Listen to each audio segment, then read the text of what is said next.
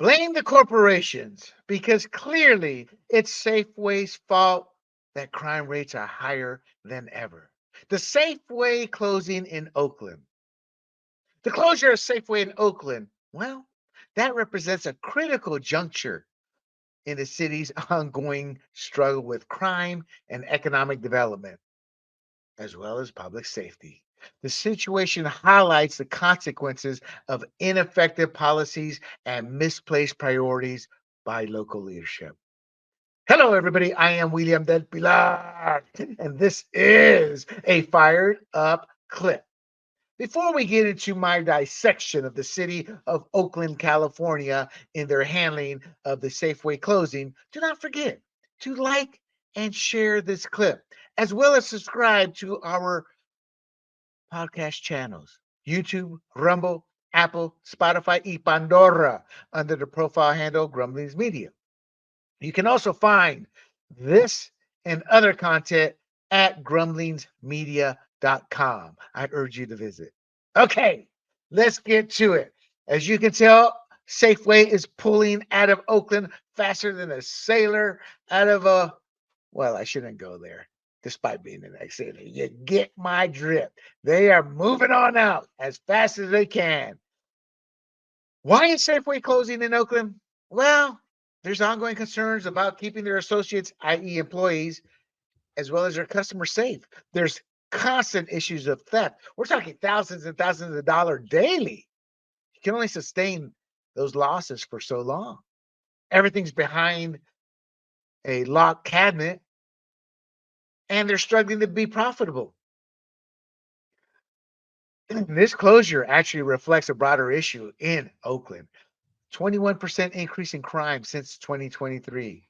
38% rise in robberies, 23% increase in burglaries, 44% jump in motor vehicle theft. It's not just Oakland, it's the whole Bay Area. Safeway announced the closure of its San Francisco Fillmore District store due to safety concerns and theft. In Oakland, the high crime rate and the impact on businesses. Well, listen to this. Oakland's crime rate is 81 per 1,000 residents, and that's among the highest in the United States.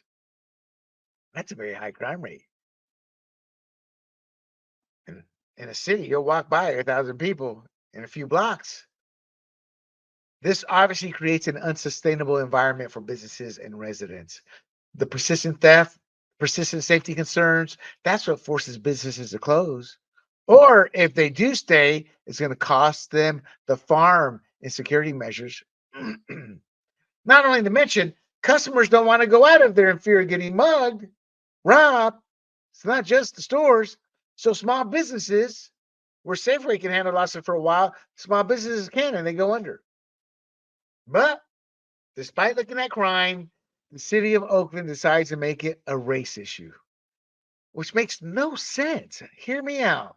And again, I seem to be on race a lot, but that's why I got into this political game. Is because I come from a family that has white, black, brown, Asian, you name it. It's in the Del Pilar and Dominguez clans, my Puerto Rican and Panamanian clans. So the NAACP has to sit there and put its 2 cents in. They claim the closure will create a food desert. And they're right. It's going to be less places for people to shop for food. They argue it's going to impact elderly residents and those without transportation. They are 1,000% correct. Why not go to your city council with these issues? Why blame Safeway?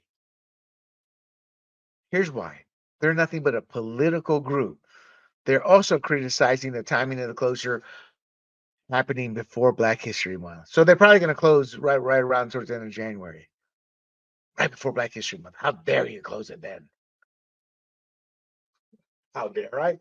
How about the fact we're tired of losing money? We're tired of seeing our employees get robbed and their lives threatened, as well as our customers. That's why. Again, the race card by those who support the NAACP's words towards Safeway instead of supporting words that are never said towards the city council. And I'll tell you why in a moment, or the mayor. Some community members believe the closure exacerbates existing inequalities. You mean the inequality of companies that make a profit versus those that don't? Yeah. They're calling for government intervention, including eminent domain. What's that going to do? You can't force Safeway to stay open. Now, there's some smart people. They're saying, whoa, whoa, whoa, whoa, whoa, my brother. Whoa. Let's look at the real fact here. Crime and public safety. We need effective law enforcement. Thank God for those people. God bless them. There's a plans for a community protest and boycott of Safeway starting December 23rd. I think that's in San Francisco, though.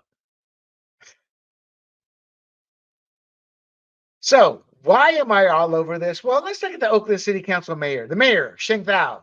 She's a Hmong descent. She was recently recalled. The city council, Nikki Fortunato Bas, president of the city council, Filipino descent. Carol Fife, District 3, African American. Noel Gallo, District 5, Latino. Ken Houston, District 7, African American. Rowena Brown, at large, African American. Kevin Jenkins, District 6, African American. Janani Ramakandran, District 4, South Asian descent. That's what? 1, 2, 3, 4, 5, 6, 7, 8. 8 people? 8 people. All of minority backgrounds, cultures, religions. There's 9 people altogether, though. There is Zach Unger, District 1, Caucasian. Let's all blame it on Whitey there. It's all his fault. Of course, I am being very sarcastic here. My point is Detroit, Baltimore. There's cities in North Carolina. There's Latinos. I'm a Latino. There's cities here. It's predominantly Latino city council, Latino mayor, or black mayor.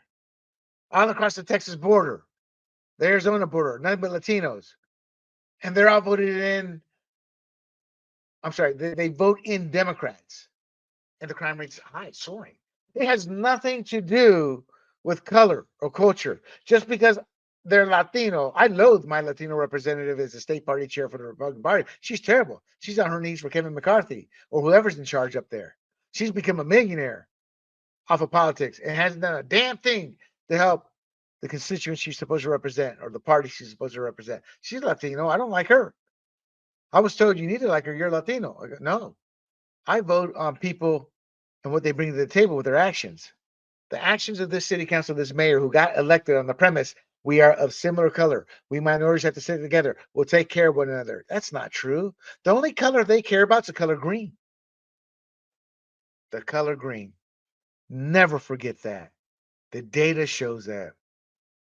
Despite all this diversity, the city's crime rate is still soaring and their economic issues are unbound in terms of failing.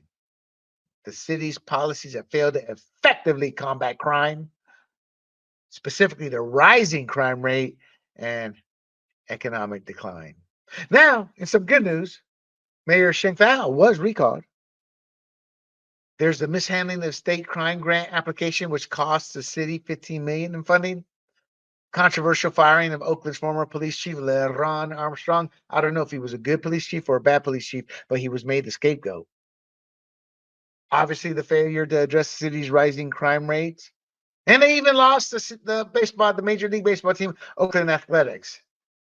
Now, that's another story unto itself. But if this was a thriving city, they would have more than likely stayed. Competent leadership would have been able to work something out. It was a power grab. It's similar to when I forget what city council told Apple, no, you're not going to get any breaks. In fact, you're going to pay us. Come here. Apple said no, sayonara, and they went to Texas. Not the corporate, but one of their plants. Kind of what athletics is. Sports is my shtick. There's a lot of pistons moving under the engine in that story, but in essence, that's what it boiled down to. The economic impact and community responsibility. High crime deters investment and economic growth, people. You want to get back to normal or get back to where you haven't seen since the 60s. Clean up the crime, clean up the city, and investment and growth will happen. To attract businesses, create jobs, and improve the quality of life, that has to happen. Local leaders must prioritize reducing crime and improving public safety instead of blaming the stores leaving because they're corporations and they want to have you hating corporations, despite the fact those corporations are the ones who fund their campaigns. You also need better law enforcement and policies that deter criminal activities, i.e., prosecute them. The Safeway closure, that boy, man, I tell you, that is a symptom of a deeper issue stemming from ineffective leadership and misguided policies. The city's failure to address crime and ensure public safety, that's what creates an environment where businesses can't operate safely or profitably. Look, people, businesses don't go into business to lose money. They lose money, they're going to close down. If it's corporate owned, they're going to move out. And Oakland's leaders don't want to prioritize law and order. They don't want to implement practical solutions to combat this crime. Instead, they want to blame others. Why? I don't know. It's not like Oakland constituents want higher crime. They don't care if you're white, black, Latino, Asian, or whatnot. If you're guilty, they want you to put them in jail so they can feel safe when they take their kids to the park, when they go to a ball. Oh, they can't go to the ball game anymore, can they? When they go to an event. Just because you have a diverse representative for your city council district or as a mayor does not mean you're going to get effective governance if they're corrupt. Corruption is in white, black, Latino, every culture, every religion. There are corrupt humans. You have to look at the actions of the individual, regardless of color. It's that simple. You need competent leadership focused on addressing pressing issues rather than just saying, oh, look at our diversity. And until that happens, Oakland will continue to suffer. There you have it, my friends. Do not forget to like and share this clip, as well as subscribe to our podcast on YouTube, Rumble, Apple, Spotify, Pandora, under the profile handle Grumblings Media. And you can find this and other content at grumblingsmedia.com as well. Thank you for tuning in.